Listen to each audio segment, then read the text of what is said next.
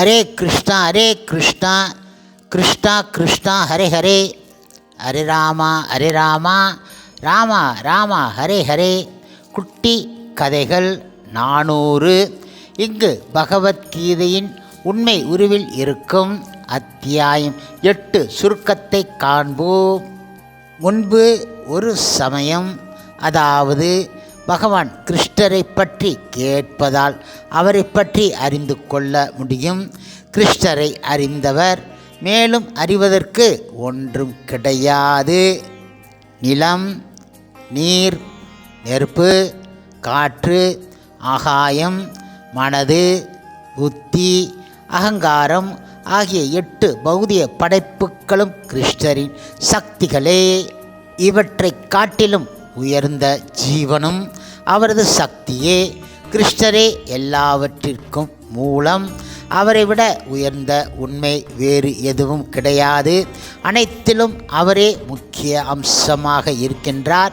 அவரது தெய்வீக சக்தியான மாயையை வெல்வது மிக மிக கடினம். ஆனால் அவரிடம் சரண் அடைந்தோர் அதனை எளிதில் கடந்துவிடலாம்.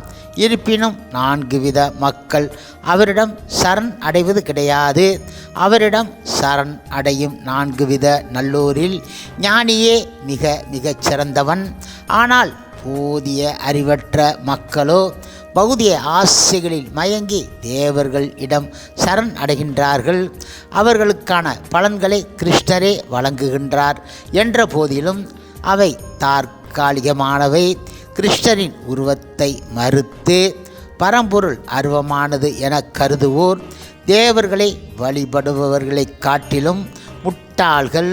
அனைத்தையும் அறிந்த கிருஷ்ணரை யாராலும் முழுமையாக அறிய முடியாது. கிருஷ்ணரை முறையாக அறிந்து அவருக்கு பக்தி செய்பவர்கள் தங்களது வாழ்வின் இறுதியில் அவரிடமே செல்வார்கள். முழுமுதற் கடவுள் மற்றும் பரம புருஷ பகவான் ஸ்ரீ கிருஷ்ணர் கூறிய பகவத்கீதையின்படி 7ஆம் அத்தியாயத்தின் இறுதியில் கிருஷ்ணர் கூறிய சில சொற்களை முறையாக புரிந்து கொள்ளும் பொருட்டு அர்ஜுனன் கேள்விகளை எழுப்புகின்றான். பிரம்மன், அத்தியாத்மம், கர்மம், அதிபூதம், அதிதெய்வம் மற்றும் அதியஜ்யம் என்றால் என்ன? மரண நேரத்தில் உம்மை எவ்வாறு அறிய முடியும் என்ற அர்ஜுனனின் கேள்வியுடன் 8ஆம் அத்தியாயம் தொடங்குகின்றது. மரண நேரம் குறித்த கேள்வியை தவிர இதர கேள்விகளுக்கு 2 ஸ்லோகங்களில் பதிலளித்த பகவான் மரண நேரம் குறித்து விளக்கமாக அத்தியாயத்தின் இறுதி வரை விளக்குகின்றார். அழிவு அற்ற உன்னதமான உயிர்வாளி பிரம்மன் எனவும் அதன் நித்தியமான இயற்கை அத்தியாத்ம என்றும் ஜீவனின் ஜட உடலை சார்ந்த செயல்கள் கர்மா என்றும் அழைக்கப்படுகின்றது எனவும் மாறக்கூடிய ஜட இயற்கை அதிபூத என்றும் அனைத்து தேவர்களும் அடங்கிய விஸ்வரூபம் அதி தெய்வ எனவும் எல்லோர் இதயத்திலும் இருக்கும் பரமாத்மாவான கிருஷ்ணர் அதி யக்ய என்றும் கூறப்படுகின்றது. மரண நேரத்தில் கிருஷ்ணரை மட்டுமே நினைத்து உடலை விடுபவன் உடனடியாக அவரது ஆன்மீக உலகத்தை அடைகின்றான். இதில் எந்த ஒரு சந்தேகமும் கிடையாது. வாழ்வின் இறுதியில் கிருஷ்ணரை நினைக்க விரும்புபவன் அதை தினசரி வாழ்வில் பயிற்சி செய்ய வேண்டும்.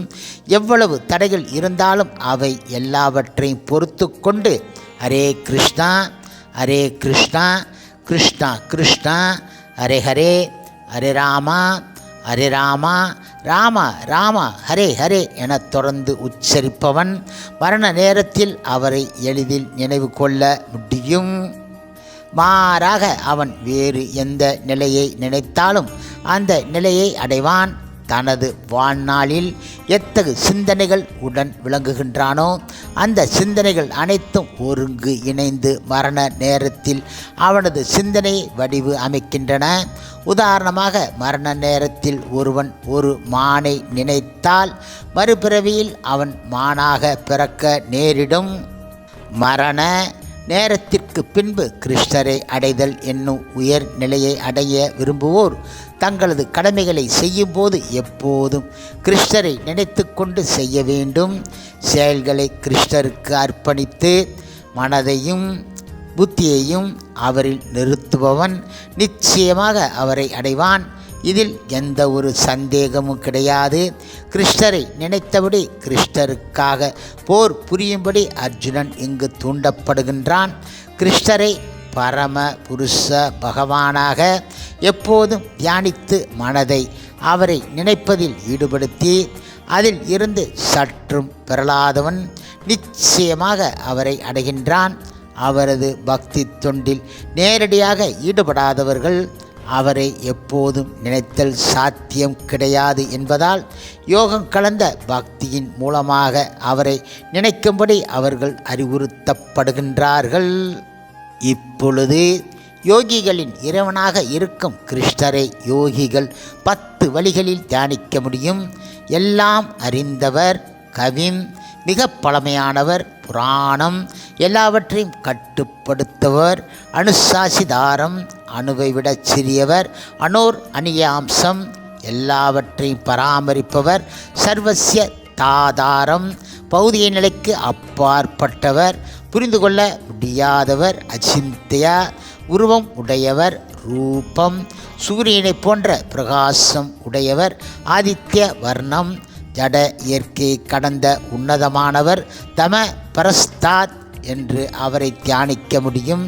யோகம் கலந்த பக்தியை பயிற்சி செய்பவர்கள் இறக்கும் தருவாயில் உயிர் மூச்சை உருவங்களுக்கு மத்தியில் நிறுத்தி யோக பலத்தினால் கிருஷ்ணரை நினைத்தால் அவரை நிச்சயமாக அடைய முடியும்.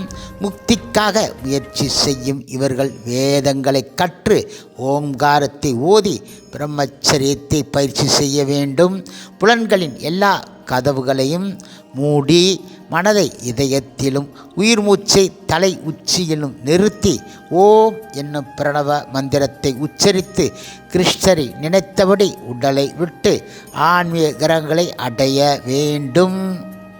யோகம் கலந்த பக்தியில் ஈடுபடுபவன் அத்தகைய கடினமான வழிமுறைகளை பின்பற்ற வேண்டிய அதே சமயத்தில் பெறலாத மனதுடன் தூய்மையான பக்தியில் ஈடுபட்டு எப்போதும் கிருஷ்ணரை நினைப்பவன் அவரை சுலபமாக அடைகின்றான். தூய பக்தி தொண்டில் ஈடுபடும் பக்தன் கிருஷ்ணரை தவிர வேறு எதையும் விரும்புவது கிடையாது. சொர்க்கலோகங்களுக்கு ஏற்றம் பெறவோ, பிரம்மஜோதியில் 2 கலக்கவோ, மோட்சம் பெறவோ அவன் விரும்புவது கிடையாது. கர்ம யோகம், ஞான யோகம், அஷ்டாங்க யோகம் ஆகியவற்றை பின்பற்றுவோர்களை பாதிக்கும் எந்த ஒரு பிரச்சனையாலும் தூய பக்தன் பாதிப்பது கிடையாது. தூய பக்தனால் கிருஷ்ணரை ஒரு கணம் கூட மறக்க முடியாது. கிருஷ்ணராலும் அத்தகு பக்தனை ஒரு கணமும் மறக்க முடியாது. பக்தி யோகத்தில் நிலை பெற்று இருக்கும் மகாத்மாக்கள் மரணத்திற்கு பின்பு துன்பம் நிறைந்த இந்த ஜட உலகிற்கு திரும்பி வருவது கிடையாது. அவர்கள் மிக உயர்ந்த இருப்பிடமான வைகுண்டத்தை அடைகின்றார்கள். இந்த ஜட உலகத்தில் உள்ள எல்லா உலகங்களுக்கும் தற்காலிகமானவை. பிரம்மலோகம் முதல் தாந்த லோகம் வரை எங்கு சென்றாலும் அங்கு நிலையாக தங்க முடியாது. மீண்டும் இந்த பூமிக்கு திரும்ப வேண்டும். ஆனால் கிருஷ்ணரின் இருப்பிடத்தை அடைந்தவன் என்றும் மறுபிறவி எடுப்பது கிடையாது.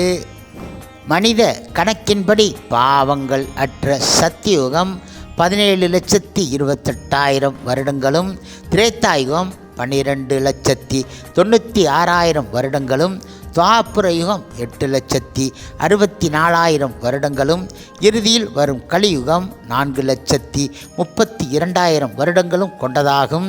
இந்த 4 யுகங்கள் 1000 முறை சுழலும் போது அது பிரம்மாவின் ஒரு பகல். அவரது இரவும் அது போன்றதே. இவ்வாறு 100 வருடங்கள் வாழும் பிரம்மா அதன் பின் இறந்து விடுகின்றார். பிரம்மாவின் ஆயுள் மிக மிக நீண்டதாக தோன்றினாலும் பிரம்மா உட்பட ஜட உலகத்தை சார்ந்த அனைவரும் பிறப்பு, இறப்பு, மூப்பு, நோய்க்கு உட்பட்டவர்களே. பிரம்மாவின் பகல் பொழுதில் அனைத்து ஜீவன்களும் அவ்யக்த வெளிப்படாத நிலையில் இருந்து தோன்றுகின்றார்கள். இரவு வந்தவுடன் அவர்கள் மீண்டும் அவ்யக்துடன் இணைந்து விடுகின்றார்கள். மீண்டும் மீண்டும் பிரம்மாவின் பகலில் படைக்கப்பட்டு இரவில் அவர்கள் அனாதரவாக அழிக்கப்படுகின்றார்கள். இதுவே ஜட உலகம் ஆகும். தோன்றி மறையும் இந்த ஜட இயற்கைக்கு அப்பால் நித்தியமான தெய்வீக உலகம் இருக்கின்றது.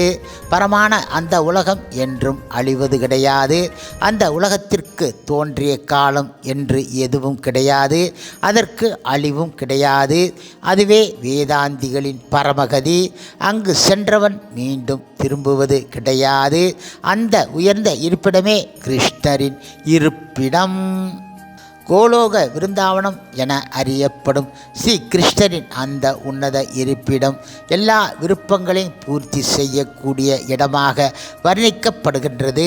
சிந்தாமணி கற்களால் கட்டப்பட்டு கற்பக மரங்களும் சுரபி பசுக்களும் நிறைந்த அந்த இடத்தில் ஸ்ரீ கிருஷ்ணர் லட்சக்கணக்கான லட்சுமிகளால் சேவை செய்யப்படுகின்றார்.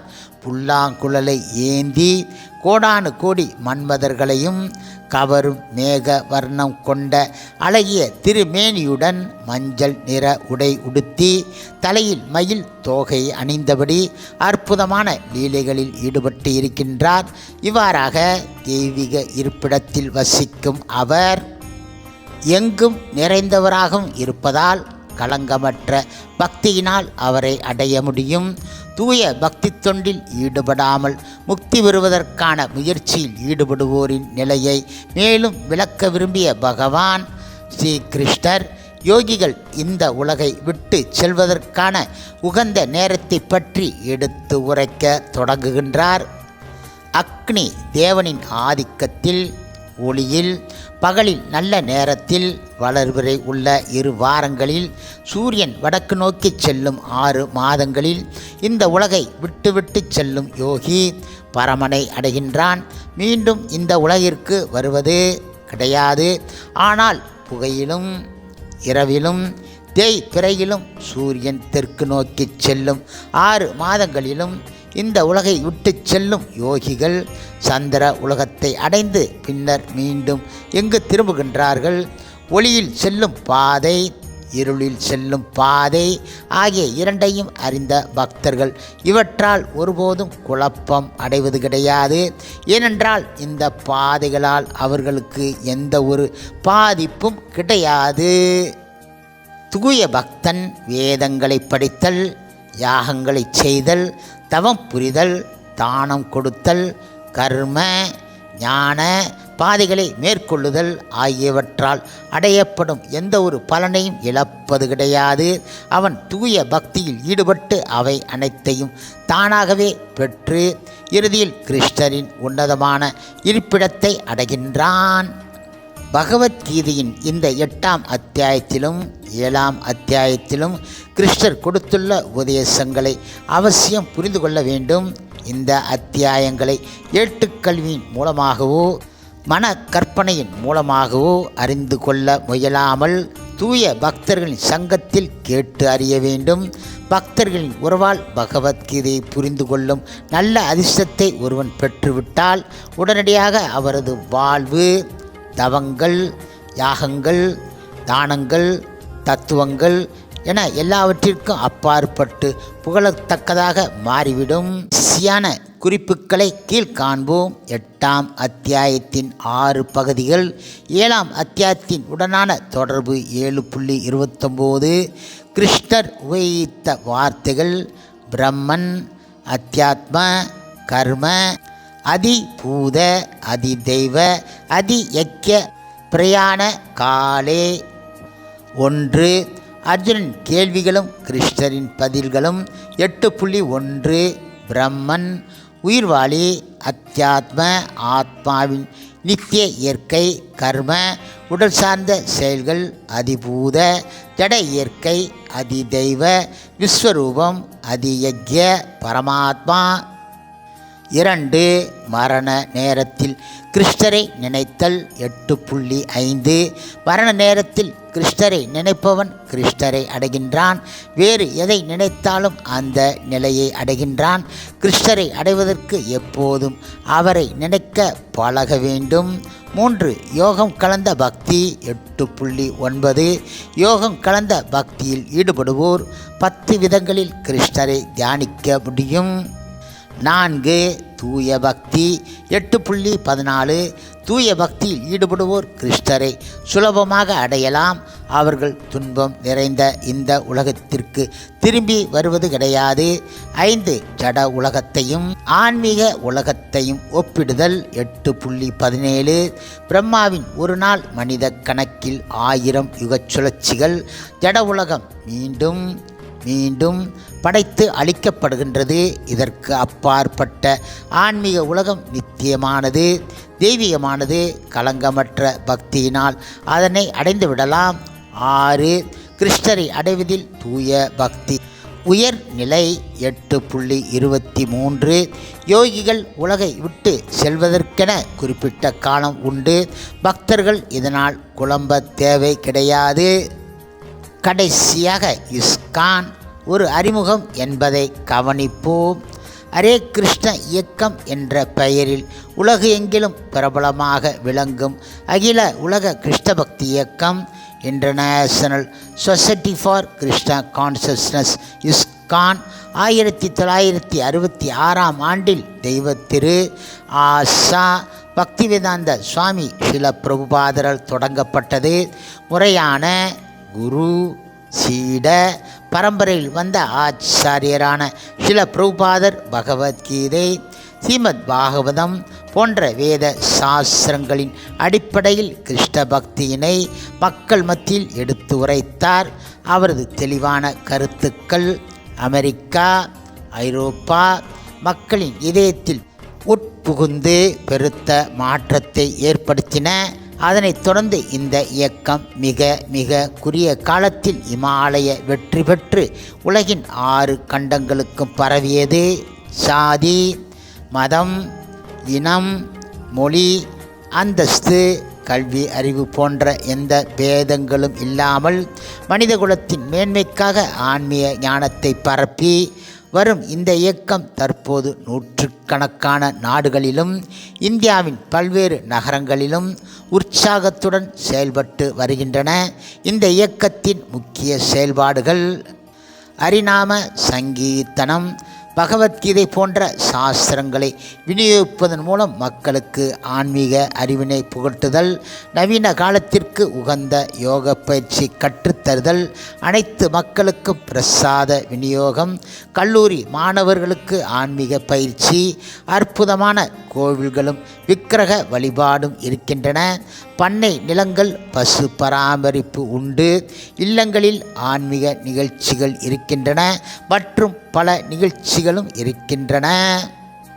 ஹரே கிருஷ்ணா ஹரே கிருஷ்ணா கிருஷ்ணா கிருஷ்ணா ஹரே ஹரே, ஹரே ராமா ராமா ராமா ஹரே ஹரே.